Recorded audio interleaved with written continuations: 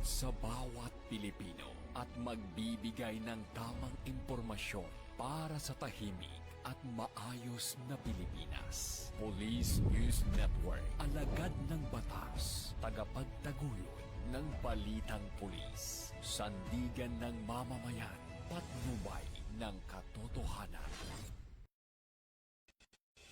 La Campo Crame, maghahatid ng pinakahuling kaganapan at nagbabagang balita. Ito ang PNN Police News Network. At ngayon, ang inyong mga tagapagbalita. Magandang araw, bagong Pilipinas. Ako ang inyong alagad ng batas, taga-taguyod ng Balitang Pulis. Patrolwoman Mary Grace Artizuela mula sa PNP Anti-Cybercrime Group. Maghahatid sa inyo ng tamang balita, kwento ng pulis at serbisyo para sa mamamayan. Arito ang PNP News Online. Ang pangunahing balita ng Police News Network, alagad ng batas, taga-taguyod ng Balitang Pulis.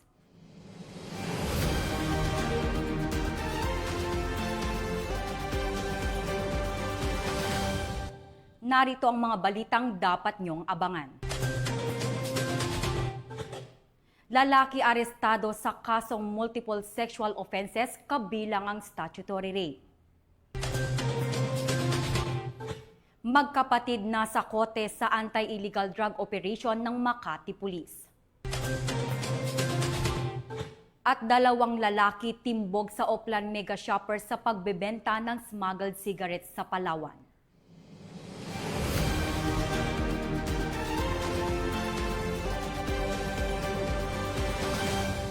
Narito ang mga balitang hatid ng ating PNN correspondents mula sa iba't ibang panig ng bansa.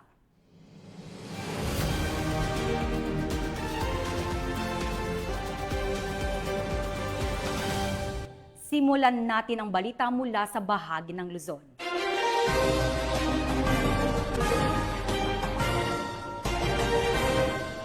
Naaresto ng mga tauhan ng Northern Police District Mobile Force Battalion ang isang 41 anyos na lalaki na nahaharap sa multiple sexual offenses kabilang ang kasong statutory rape sa ikinasang manhunt operation sa Caloocan City.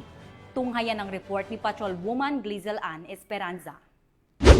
Sa isinagawang manhunt operation ng mga operatiba ng Intelligence Section ng District Mobile Force Battalion, naaresto ang isang lalaki na si alias Rambo sa bisa ng warrant of arrest na inilabas ng Family Court Branch 16 ng Valenzuela City para sa mga sumusunod na mabibigat na kaso, statutory rape, kaugnay ng Section 5B ng Republic Act 7610 na walang piyansang inirekomenda, 2 bilang ng sexual assault, kaugnay din ng RA 7610 na may rekomendadong piyansa na 200,000 pesos kada kaso, acts of lasciviousness, ng RA 7610 na may piyansang 180,000 pesos, 4 na bilang ng paglabag sa Section 10A ng Republic Act 7610 na may piyansang 80,000 pesos bawat kaso.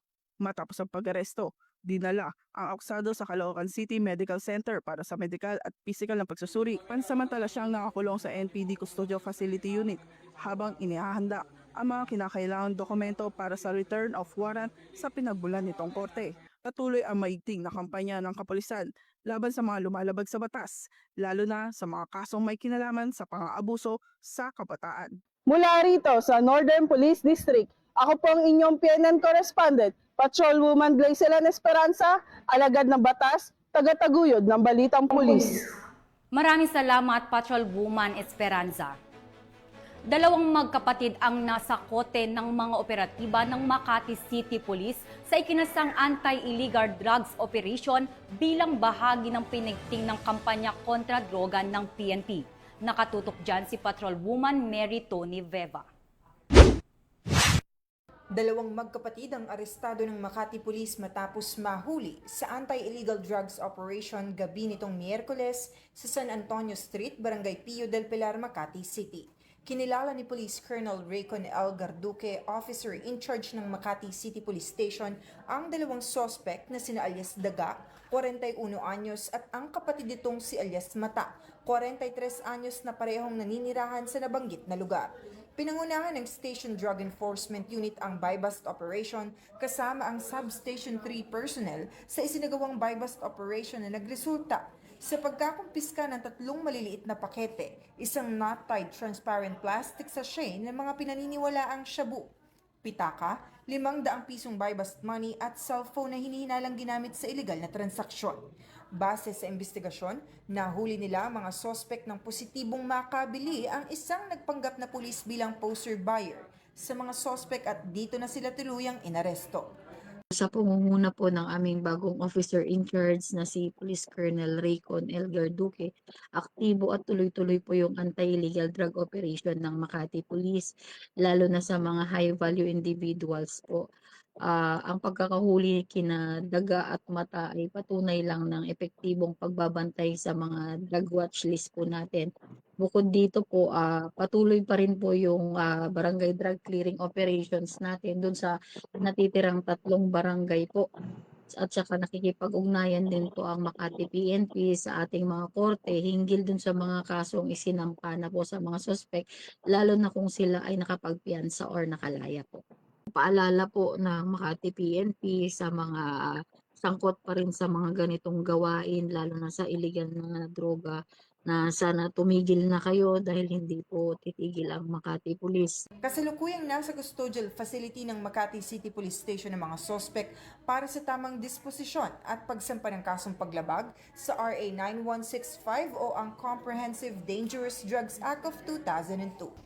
Mula dito sa Southern Police District, ako ang inyong PNN correspondent, Patrolwoman Meritoni Veva, alagad ng batas, tagataguyod ng Balitang Pulis. Maraming salamat, Patrolwoman Veva. Napasakamay na ng mga otoridad ang nakatalang top 1 most wanted person sa bayan ng Cervantes, Ilocos Sur matapos hainan ng warrant of arrest kaugnay sa kasong rape. Ang report mula kay Police Corporal Joanna Marie de los Santos. Arestado ang lalaking ito na tinaguriang top 1 most wanted person sa bayan ng Cervantes, Ilocos Sur sa bisa ng warrant of arrest na inilabas ng korte noong Hunyo 18 ngayong taon. Kinilala ang suspect sa pangalang Jeffrey, 39 anyos, isang laborer at residente ng Barangay San Juan sa nasabing bayan. Nasa kote ang suspect sa kanyang tirahan sa ikinasangmanahan operation ng mga operatiba ng Cervantes Municipal Police Station, katuwang ang Provincial Intelligence Unit sa inilabas na warrant ni Honorable Orville C. Palisok, Presiding Judge ng Regional Trial Court Branch 25 ng Tagudin, Ilocos Sur, para sa kasong rape sa ilalim ng Article 266-A ng Revised Penal Code na walang inirekomendang piyansa. Matapos mahuli, agad na isinailalim ang suspect sa physical at medical examination sa Ilocos Sur District Hospital, Besang Pas, Cervantes, Ilocos Sur, bago tuluyang dalhin sa kusdiyan ng Cervantes MPS para sa tamang disposisyon. Patuloy na paiigtingin ng PNP ang kampanya laban sa mga taong may pananagutan sa batas at mapanatili ang kapayapaan at seguridad sa bansa. Mula dito sa Ilocos Region, ako inyong PNN correspondent, Police Corporal Joanna Marie N. de los Santos, alagad ng batas, tagataguyod ng Balitang Pulis. Maraming salamat, Corporal de los Santos.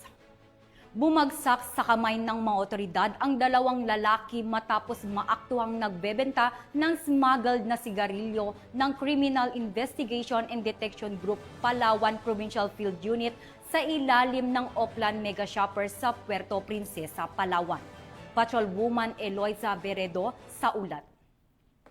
2 lalaki ang naaresto sa isinagawang operasyon ng Criminal Investigation and Detection Group Palawan Provincial Field Unit sa ilalim ng Oplan Mega Shopper dahil sa paglabag sa Republic Act 10863 or Custom Modernization and Tariff Act at Republic Act 10643 or Graphic Health Warnings on Tobacco Products Act. Kinilalang sospek na si alias Antok, 23 anyos, residente ng Barangay Ipilan, Nara, Palawan, at alias Bailon, 33 anyos, residente ng Barangay Tagusaw, Quezon, Palawan.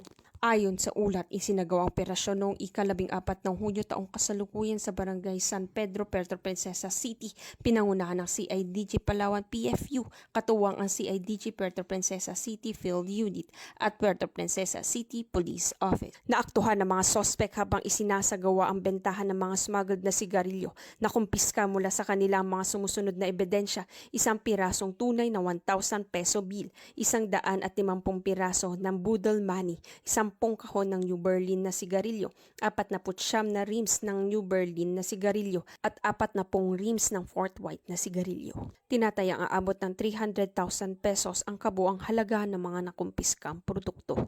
Ang operasyon ay isinagawa sa presensya ng mga opisyal ng Barangay San Pedro, Puerto Princesa City na tumatayong mga saksi sa legal na proseso ng pagkumpiska. Ang mga sospek ay naharap ngayon sa kasong paglabag sa Republic Act 10863 at Republic Act 10643 at kasalukuyan nasa kustodiya ng mga otoridad para sa karapatang disposisyon. Ang matagumpay na operasyon ng CIDG Palawan sa ilalim ng Oplan Mega Shopper ay patunay ng maigting na kampanya ng pamahalaan laban sa smuggling at illegal na distribution ng mga produktong walang kaukulang babala sa kalusugan. Ang pagkaaresto kina alias Antok at alias Bailon na aktuhan habang nagbebenta ng smuggled na sigarilyo ay naipakita ng kalagaan at koordinadong aksyon ng mga ahensya ng pulisya upang mapangalagaan ang kalusugan ng publiko at mapanatili ang kaayusan sa kalakalan. Ang ganitong mga operasyon ay nagsisilbing babala sa iba pang sangkot ng ganitong uri ng iligal na gawain na patuloy ng pagbabantay ng mga otoridad para sa kapakanan ng mamamayan. Mula dito sa Calapan City, Oriental, Mindoro, ako ang iyong PNN Correspondent Patrolwoman Eloisa Joy V. Beredo, alagad ng batas, tagataguyod ng Balitang Pulis. Maraming salamat, Patrolwoman Beredo. Timbog ang 2 lalaki sa isinagawang drug raid ng mga otoridad sa bayan ng Bauco Mountain Province, kung saan nakumpiska ang mahigit kalahating milyong pisong halaga ng iligal na droga at isang kalibre 45 na baril. Nakibalita dyan si Patrolman Liam Sumkan. Sanib na puwersa ng Philippine Drug Enforcement Agency Cordillera Mountain Province Provincial Office, PNP Drug Enforcement Unit ng Mountain Province Police Provincial Office at Bauco Municipal Police Station ang 2 hinihinalang tulak ng droga sa isinagawang sabayang operasyon ika-18 ng Hunyo, taong kasalukuyan sa Barangay Mabaay, Bauco Mountain Province. Kinilala ang mga sospek sa mga alias na Brent, 29 taong gulang at Holden, 33 taong gulang, kapwa residente ng naturang barangay. Unang naaresto si alias Brent matapos makuha mula sa kanyang tahanan ang tinatayang 55 gramo ng hinihinalang shabu na nagkakahalaga ng humigit kumulang 374,000 kasama ang iba't ibang drug paraphernalias. Kasunod nito, naaresto naman si alias Holden kung saan na-recover mula sa kanyang bahay ang humigit kumulang 5 gramo ng hinihinalang shabu na nagkakahalaga ng 34,000 pesos. Tinatayang 15 milliliters ng hinihinalang liquid shabu, drug paraphernalia, isang kalibre .45 na baril, mga bala para sa nasabing armas at isang 7-rounder magazine. Kasalukuyang nasa kustodiya ng PDEA CAR ang 2 sospek at sinampahan na ng mga kaukulang kaso sa ilalim ng Republic Act 9165 o ang Comprehensive Dangerous Drugs Act of 2002. Mula dito sa Police Regional Office Cordillera Administrative Region, ako ang inyong PNN Correspondent, Patrolman Sumkad, alagad ng batas, tagataguyod ng Balitang Pulis. Maraming salamat, Patrolman Sumkad. Hindi na nakapalagpa ang 2 drug suspect matapos maaresto sa isinagawang bypass operation ng PNP sa Parañaque City. Magbabalita dyan si Patrolwoman Verna Gundran. Arestado ang 2 drug suspect kabilang ang isang nasa watchlist sa bisa ng bypass operation ng Station Drug Enforcement Unit Parañaque bandang alas 11:15 ng gabi noong June 16, 2025 sa Champaca Extension, Barangay Marcelo Green, Parañaque City. Nakilala ang mga suspect na si alias Ariel, 35 taong gulang, at si alias Libreto, 32, kapwa nasa station level drug watch list. Nasamsam mula sa kanila ang tinatayang 10 gramo ng hihinalang shabu na nagkakahalaga ng 68,000 pesos, mark money, black coin purse at drug paraphernalia. Naharap si alias Ariel sa kasong paglabag sa Section 5 at 11, habang si alias Libreto sa Section 11 ng RA 9165. Mula dito sa Metro Manila, ako po ang inyong PNN Correspondent, Patrolwoman Verna Gundran, alagad ng batas, tagataguyod ng Balitang Pulis. Maraming salamat, Patrolwoman Gundran. Sa unang linggo ng pagsisimula ng school year 2025 to 2026, nakisa ang Women and Children Protection Center ng Philippine National Police sa nationwide na pagpapatupad ng Oplan Balik Eskwela upang matiyak ang kaligtasan at kapakanan ng mga mag-aaral, partikular na ang kababaihan at kabataan.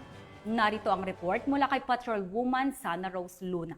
Nakisa ang tauhan ng PNP Women and Children Protection Center o WCPC sa unang linggo ng pagbabalik eskwela ng mga mag-aaral sa iba't ibang paaralan sa Luzon, Visayas at Mindanao upang masiguro ang kaayusan at kaligtasan ngayong school year 2025-2026. Alinsunod sa direktiba ng bagong Chief PNP na si Police General Nicolas D. Torre III, layunin ng WCPC na ipamalas ang matibay na suporta sa mga mag-aaral, magulang at guro sa pamamagitan ng pinalakas na presensya ng kapulisan sa mga paaralan na isang mabisang hakbang upang mapigilan ang anumang banta ng karahasan, pang-aabuso at iba pang uri ng krimen na maaaring makaapekto sa kabataan, lalo na sa pagbubukas ng klase. Bukod sa presensya ng pulisya, sa pamumuno ni Police Brigadier General Portia B. Manalad, hepe ng WCPC, ay namahagi rin ang mga kapulisan ng WCPC ng mga stickers at pamaypay na may QR code ng Aling Police official Facebook page. Sa pamamagitan nito, maaaring agad na makontak ng mga mag-aaral ang isang pulis na handang tumulong kung sakaling sila'y makaranas o may nais i-report na insidente ng pang-aabuso o karahasan. Aktibo ring nakiisa ang mga guro at mag-aaral sa isinagawang aktibidad. Ilan sa kanila ay nagpahayag ng kanilang pasasalamat at suporta sa inisyatibong inilunsad ng WCPC. Nung last Friday po, nagkaroon kami ng soft opening. So, meaning to say, may prior orientation together with their parents. So, okay po. Very peaceful naman. Ay, nagpapasalamat ako. Actually, medyo nagulat ako sa dami. At nakita ko na talagang, sinabi ko nga kanina, peaceful yung paunang pasukan namin. At sa tulong pa ng ating kapulisan, ay talagang nakita ko, very secure ang aming mga estudyante. At nagpapasalamat po ako sa ating mga kapulisan na narito sa aming eskwelahang President Diosdado Macapagal High School. As a citizen po, kami po ay nagpapasalamat kasi honestly speaking, nakakatuwa po na napaka-visible na po ng ating mga kapulisan sa palengke, sa Eskinita, not so Eskinita po. Parang elsewhere na po, hindi po katulad noon na parang hindi sila gaano nakikita and super friendly po sila. Whenever na nag-ask po ng question, they are approachable po to give us comments or to give us sagot sa mga tanong po namin. Sana po ipagpatuloy po lagi iyan. Ano masasabi niyo sa first day of school? Okay naman po. Maganda po dito sa PDMHS. Mababait po yung mga teacher po, pati po may mga pulis po na nagbabantay. Masaya po. Mababait po yung mga teacher. Thank you rin po sa mga pulis na nagbabantay. Ang mga hakbanging ito ay patunay na patuloy na dedikasyon ng WCPC sa ilalim ng masigasig na pamumuno ni Police Brigadier General Manalad para sa proteksyon at kapakanan ng kabataan, lalo na sa panahon ng pasukan. Mula sa PNP Women and Children Protection Center, ako ang inyong PNN Correspondent Patrolwoman Sana Rose Luna, alagad ng batas, tagataguyod ng Balitang Pulis. Maraming salamat, Patrolwoman Luna. Aktibong nakisa ang Police Regional Office 2 sa isinagawang second quarter nationwide simultaneous earthquake drill ngayong 2025 bilang bahagi ng patuloy ng kampanya ng pamahalaan para sa kahandaan at kaligtasan sa panahon ng sakuna. Yan ang balitang hatid ni Patrolwoman Lainey Lorenzo. Nakiisa ang Police Regional Office 2 sa sabayang paggunita ng second quarter nationwide simultaneous earthquake drill o NSED sa Police Regional Office 2 Grandstand ganap na alas 9 ng umaga ng ika-19 ng Hunyo nitong taon. Sa pakikipagtulungan ng iba't ibang line units at support offices ng Pro2, aktibong nilahukan ito ng mga uniform at non-uniform personnel mula sa iba't ibang tanggapan ng kapulisan sa rehiyon na sabay-sabay na nagsagawa ng mga itinakdang hakbangin alinsunod sa protocol ng earthquake drill. Bilang bahagi ng pagsasanay, sabay-sabay na isinagawa ng mga kalahok ang duck, cover and hold technique. Kasunod nito ang mabilis na evacuation patungo sa mga itinalagang evacuation area. Isinagawa rin ang accounting ng mga personnel upang matiyak na kumpleto at ligtas ang lahat sakaling mangyari ang isang lindol.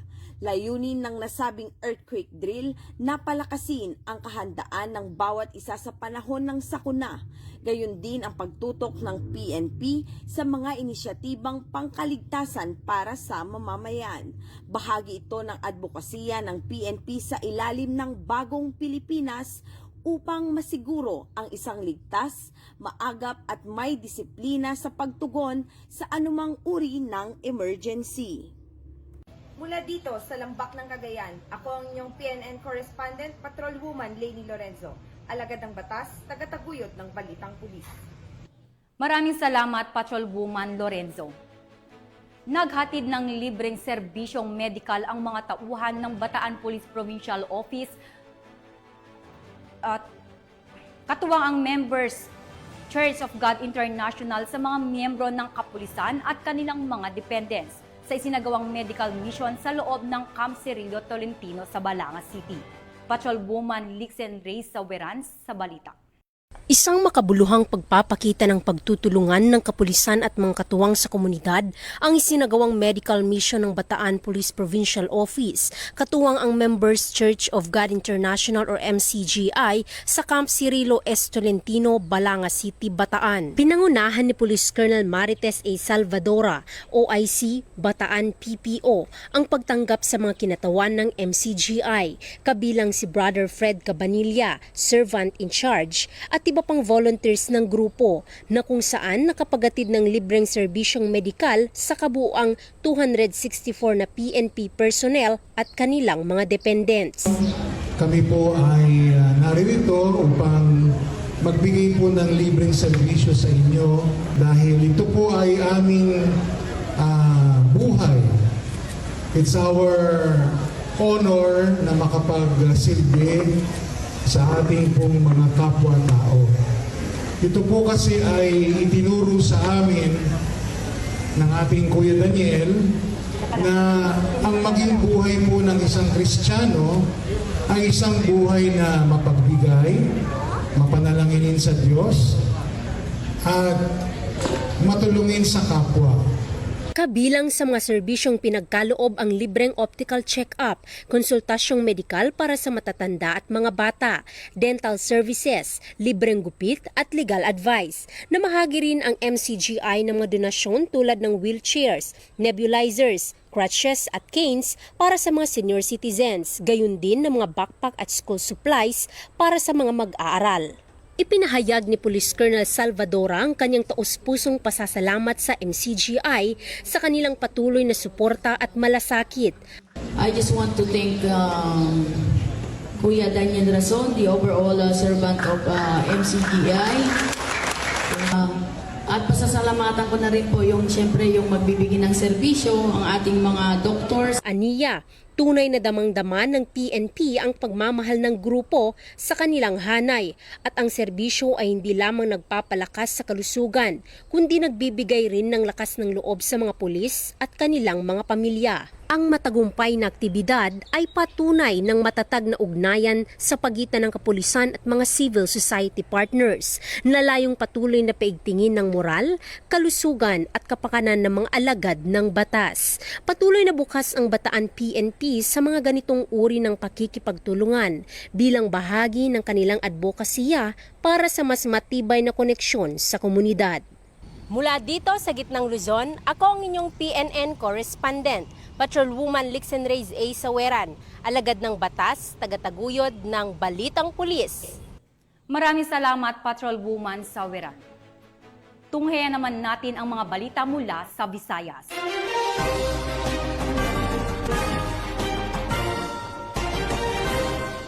Walang takas ang isang lalaki matapos mahuli sa isinagawang buy-bus operation at nakumpiskahan ng mahigit 700,000 pisong halaga ng iligal na drogas sa Iloilo City.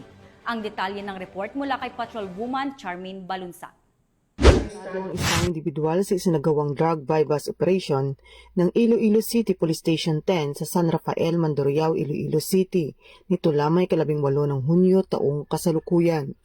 Ayon kay Police Captain Val Campbell, officer in charge ng Iloilo City Police Station 10, kinilala ang suspect na si alias Ben, 19 na taong gulang at residente ng nasabing syudad. Umabot sa mahigit kumulang 110 gramo nang hinihinalang shabu ang nakuha mula sa suspect na may standard drug price na nagkakahalaga ng 748,000 pesos. Nakakulong na ang arestado at mahaharap sa kasong paglabag sa Republic Act 9165 o ang Comprehensive Dangerous Drugs Act of 2002. Patuloy ang mas pinalawak na kampanya ng ating kapulisan laban sa iligal na droga upang panatilihin ang kapayapaan at kaayusan sa buong bansa.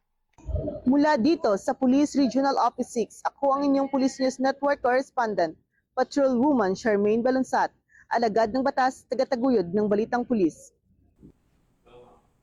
Maraming salamat, Patrolwoman Balunsat. Bilang bahagi ng pinaigtinang kampanya kontra iligal na droga sa ilalim ng direktiba ni PNP Chief Police General Nicolas Torre III para sugpuin ang illegal drug activities sa bansa, tinatayang 68,000 pisong halaga ng hinihinalang shabu ang nasamsam ng mga otoridad sa magkahiwalay na anti-illegal drugs operation na isinagawa sa lungsod ng Lapu-Lapu. Patrolwoman Judith Nicanor sa balita. Maro sa tinatayang 68,000 halaga ng hinihinalang shabu ang nasamsam ng mga operatiba sa dalawang magkahiwalay na bypass operation nito lamang Hunyo taong kasalukuyan sa Lapu-Lapu City, Cebu. Unang isinagawa ang operasyon dakong alas 7:32 ng gabi sa Sitio Lipata, Barangay Pusok na nagresulta sa pagkakaaresto ni alias Charlie, 50 anyos at residente ng Cordoba, Cebu. Siya ay kabilang sa listahan ng street-level individuals ng mga otoridad. Nakuha mula sa kanyang 6 na sachet ng hinihinalang shabu na may tinatayang kabuang timbang na 5 gramo at may standard drug price na 34,000 pesos at may basmani. Kasunod dito, pasado alas 10:23 ng gabi, isa pang operasyon ang ikinasa sa Sitio Mahayahay, Barangay Bangkal, kung saan nadakip si alias Lapad, 23 anyos at residente rin ng nasabing barangay. Siya ay nahulihan ng 4 na sachet ng hinihinalang shabu na may kabuang timbang na 5 gramo at may halagang 34,000 pesos, isang pouch at may basmani. Ang dalawang operasyon ay pinaunahan ng mga tauhan ng City Intelligence Unit, City Drug Enforcement ng Lapu-Lapu City Police Office. Ang mga nakumpiskang ebidensya ay sinumite sa PNP Regional Forensic Unit 7 para sa masusing pagsusuri, habang ang mga sospek ay pansamantalang nakakulong sa LCPO habang inihahanda ang mga kasong isasampa laban sa kanila.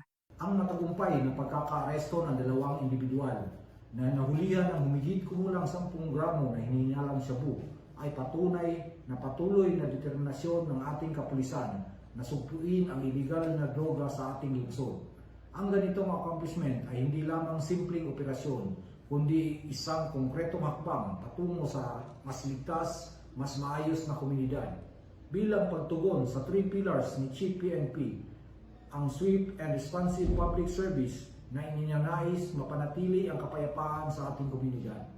Patuloy ang maigting na kampanya ng pulisya kontra iligal na droga bilang bahagi ng kanilang advokasya para sa mas ligtas na komunidad sa Lapu-Lapu City.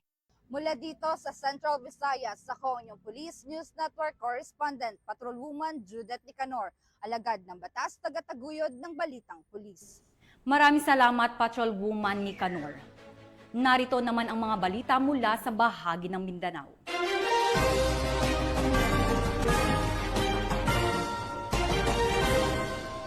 Isang high-value individual ang naaresto ng mga operatiba ng pulisya sa ikinasang bypass operation kung saan nasamsam ang hinihinalang shabu na may tinatayang halagang 85,000 pesos. Alamin ang ibang impormasyon mula kay Patrolwoman Aldin Cañazares. Isang high-value individual na si alias Janjan, 37 anyos sa bypass operation ng mga otoridad noong Hunyo 17 taong kasalukuyan sa Proxais, Barangay Poblasyon, Kiblawan, Davao del Sur. Nakuha mula sa sospek ang tinatayang 12.5 gramo ng hinihinalang shabu na may halagang 85,000 pesos, bypass money at iba pang ebidensya. Pinangunahan ang operasyon ng Provincial Drug Enforcement Unit at Provincial Intelligence Unit ng Davao del Sur Police Provincial Office, katuwang ang Kiblawan Municipal Police Station, Regional Intelligence Division 11, Provincial Intelligence Team, 1104th Regional Mobile Force Battalion at Regional Police Drug Enforcement Unit sa koordinasyon sa Philippine Drug Enforcement Agency Region 11. Isinagawa ang inventory ng mga ebidensya sa presensya ng mga imbitadong saksi at ng sospek, alinsunod sa itinatakdang proseso ng batas. Patuloy ang pinaigting na kampanya ng Police Regional Office 11 laban sa iligal na droga habang hinihimok ang publiko na aktibong makiisa sa pagpapanatili ng kaayusan at kaligtasan sa komunidad. Mula dito sa Police Regional Office 11, ako ang inyong PNN Correspondent, Patrolwoman Alden Cañazares, alagad ng batas, tagataguyod ng Balitang Pulis. Maraming salamat, Patrolwoman Cañazares. Sa patuloy na pagpapalawak ng kaalaman at kahandaan sa hanay ng kapulisan sa pagtugon sa mga kalamidad, nakibahagi ang mga kapulisan mula sa Mindanao sa isinagawang second quarter nationwide simultaneous earthquake drill ngayong taon. Narito ang report mula sa ating PNN correspondents.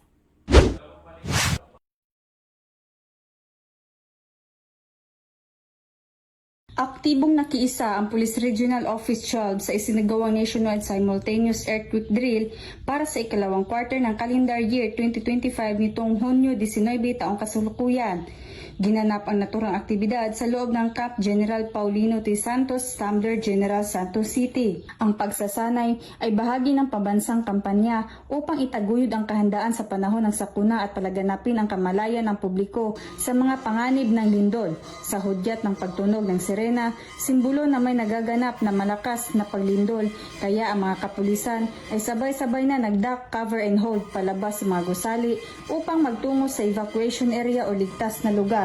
Layunin ng drill na masanay ang mga mamamayan, lalo na ang mga uniform personnel sa tamang pagresponde sa oras ng lindol sa pamamagitan ng pagsasagawa ng senaryo ng lindol na papalakas ang kakayahan ng makalahok sa pagsunod sa mga pangunahing hakbang tulad ng duck, cover and hold at napapaunlad din ang koordinasyon sa mga disaster response operations. Bilang bahagi ng Police Regional Office 12, aktibong lumahok ang mga opisyal at kawani sa earthquake simulation na naging oportunidad upang suriin ang kahandaan ng kampo sa anumang uri ng lindol o emergency situation. Ang ganitong uri ng pagsasanay ay patunay na pangako ng Police Regional Office 12 sa pagpapaigting ng seguridad, kahandaan at proteksyon para sa kapakanan ng bawat mamamayan sa rehiyon. Sa bawat segundo ng lindol, buhay ang nakataya, kaya dapat ay handa tayo anumang oras. Sa pagpapatuloy ng mga ganitong aktibidad, umaasa ang pamunuan ng Police Regional Office 12 na mas lalawak pa ang partisipasyon ng publiko at mga institusyon upang sabay-sabay na harapin ang anumang hamon ng kalikasan ng may kahandaan at pagkakaisa. Mula dito sa General Santos City, ako ang inyong Police News Network Correspondent, Patrolwoman Jovelyn Dodoso, alagad ng batas, tagataguyod ng Balitang Pulis. Na isinagawa ng Police Regional Office Bangsamoro Autonomous Region sa pangunguna ni Police Brigadier General Romeo J. Macapas, Regional Director, ang Second Quarter National Simultaneous Earthquake Drill 2025 sa Camp Brigadier General Salipada K. Pindaton sa Parang, Maguindanao del Norte. Nito lamang ika-19 ng Hunyo taong kasalukuyan. Sa pakikipagtulungan ng Bureau of Fire Protection BAR at ng Local Disaster Risk Reduction and Management Office, nakatuon ito sa pagpapalakas ng kahandaan at kakayahan sa pagtugon sa sakuna. Ito ay nagpapakita ng tamang pagsasagawa ng duck, cover and hold na mahalaga upang maiwasan ang mga pinsala sa panahon ng lindol. Kasama rin sa aktibidad ang mga pagsasanay sa post-earthquake scenarios, gaya ng search and rescue operations at medical response upang mapahusay ang koordinasyon ng mga ahensya. Bahagi ang nationwide drill na ito ng mas malawak na kampanya para ihanda ang mga komunidad upang mabawasan ang panganib sa mga lindol at mga posibleng biktima. Pinagtibay ng mga pagsasanay ang mga kaalaman at kasanayan na kailangan para mabisang harapin ang mga sitwasyon ng sakuna. Ang aktibong pakikilahok ng ProBAR PNP, BFP BAR at iba pang sangay ng gobyerno ay nagpapatunay ng nagkakaisang pagsisikap ng mga ahensya ng gobyerno upang tiyakin ang kaligtasan ng komunidad at kahandaan sa panahon ng emerhensiya. Ang inisyatibong ito ay kaakibat ng pambansang pananaw ng bagong Pilipinas tungo sa mas ligtas at mas handang bansa laban sa mga sakuna. Mula rito sa reyon ng Bangsamoro, ako ang inyong PNN Correspondent, Patrolwoman Juliana Libo, alagad ng batas, tagataguyod ng Balitang Pulis.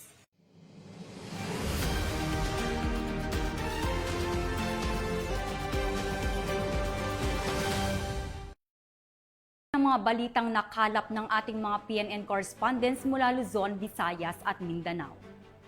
Sa ngalan ng pamunuan ng Philippine National Police, sa pangunguna ni PNP Chief Police General Nicolas Torre III at sa pamumuno ni President Ferdinand Bongbong Marcos Jr., kami ay maglilingkod sa bawat Pilipino at magbibigay ng tama at balanseng balita. Dahil dito sa Bagong Pilipinas, ang gusto ng pulis, ligtas ka. Mula rito sa tanggapan ng tagapag-ugnay ng Pambansang Pulisya, ako ang inyong alagad ng batas, tagataguyod ng Balitang Pulis. Patrolwoman Mary Grace Artizuela mula sa PNP Anti-Cybercrime Group, maghahatid ng tamang balita, kwento ng pulis at serbisyo para sa mamamayan. At ito ang PNP News Online, ang pangunahing balita ng Police News Network.